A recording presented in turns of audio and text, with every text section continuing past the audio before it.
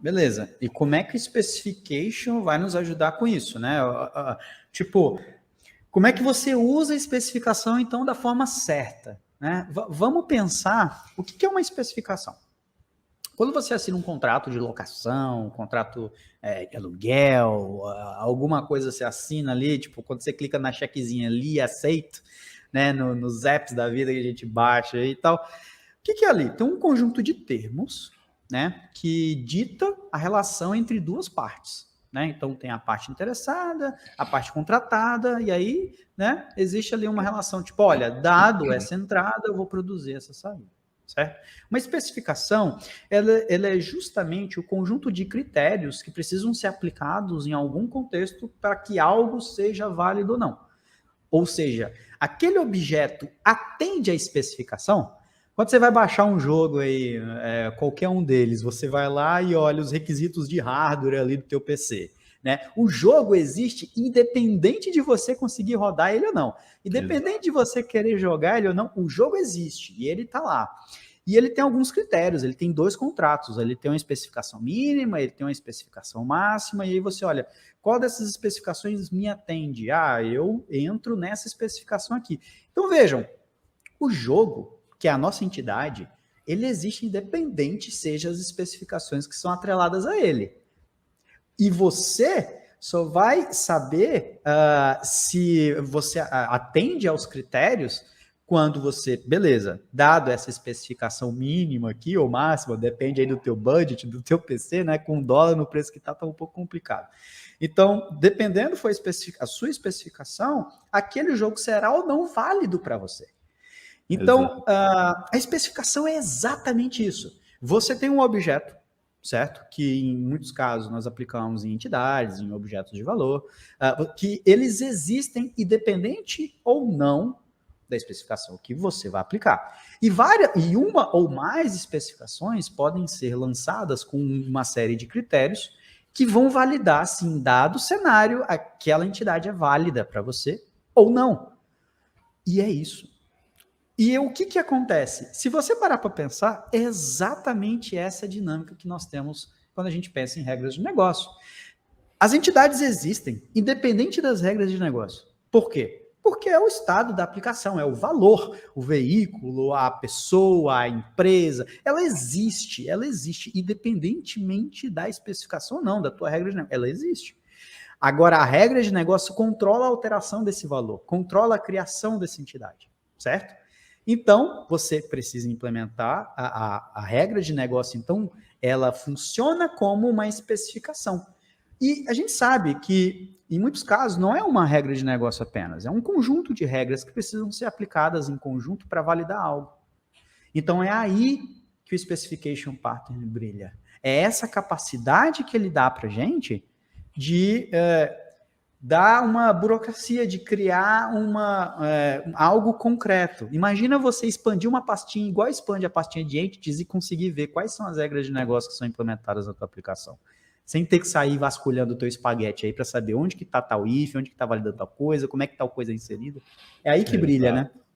Pois é, então, ou até modificar uma regra facilmente, basicamente criando, né, uma nova classe, né? Uma coisa que normalmente a gente faz no desenvolvimento de software, bom, aí, se você é um líder técnico que tem o controle, eu não digo o controle em termos de mandar fazer e tal, não, um controle do que está acontecendo e de como o projeto está evoluindo.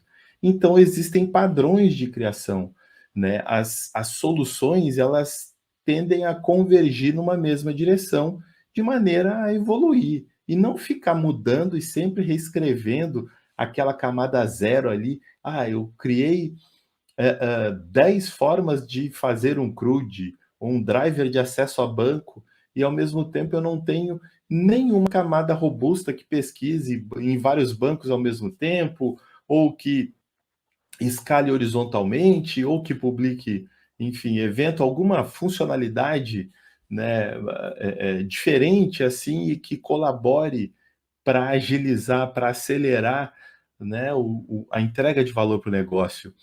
Então, assim, a especificação te ajuda, já que ele transformou a regra num objeto, e esse objeto ele vai ter uma interface padronizada, então você já sabe como fazer uma nova regra de negócio e com isso você tem um controle do custo. E aí fica fácil, poxa, essa regra vai receber quantos objetos? Ela depende de quais objetos para existir. Ela vai ter o objeto desejado, que eu quero que verifique a satisfação, né? Ou seja, se ele satisfaz ou não aquela regra, e eu vou ter a descrição da regra efetiva gerado na construção da especificação. E essa dinâmica, ela não muda, e você sempre vai ter uma ideia do grau de complexidade do esforço para desenvolver aquilo. E ao mesmo tempo, na hora de usar, você vai basicamente instanciar esse objeto que você criou, né, essa classe que você criou, nos cenários aos quais ela se aplica, né? Ou seja, você está reusando uma regra sem reimplementar essa regra, né? E se houver uma variação, você tem uma nova especificação. E outra, a nomenclatura da especificação vai te forçar a um entendimento do negócio. E aí é que entra o ponto que eu falo do controle. Ou seja, quando você entende melhor o negócio, você sabe dar nomes mais significativos, mais expressivos, você vai facilitar o onboarding de qualquer um que entrar no projeto, né? Qualquer um que entrar, ele vai ver ali, poxa, aqui estão as regras, essa regra está sendo usada aqui. Se qualquer coisa for modificada, vai quebrar na construção. Se ela estiver sendo usada em outro projeto, vai quebrar na construção. Então você sabe, você não precisa vasculhar, né? E isso considerando essas quebras de build, considerando linguagens estáticas, né? Mas se você está usando um Python, um Node.js ou qualquer coisa do gênero, né, de tipagem dinâmica, aí ficou mais complicado, porque você nunca vai pegar um erro de tipo. É, tudo bem, tem TypeScript hoje, mas ainda assim, devido à forma, ao estilo de construção da linguagem, você, de certa maneira, ainda fica um pouco refém assim, de você pegar qualquer tipo de problema, né? Já organizando a regra de negócio, você consegue disseminar o conhecimento daquele contexto específico com muito mais facilidade. Não vai depender que ninguém fique interpretando uma série de ifs aninhados ou de métodos sendo chamados, métodos protegidos com regra de negócio. Ah, aqui são as regras aí agrupadas, né? Regras de, sei lá, regras do objeto X, do objeto Y, do objeto Z, enfim, né? Nada disso.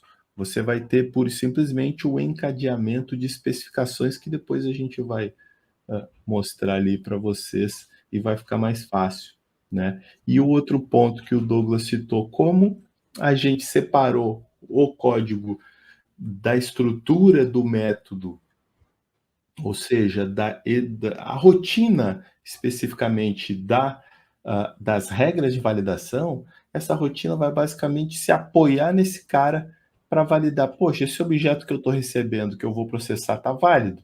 Ah, não está. Ah, beleza. Qual especificação ele falhou? Ah, ele falhou na especificação que não possui placa, sei lá, o licenciamento está vencido. Beleza.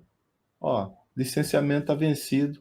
Facilmente eu sei retornar as mensagens apropriadas para o usuário ou para a aplicação que eventualmente tiver como o passo seguinte na etapa de processamento do fluxo que estiver sendo executado.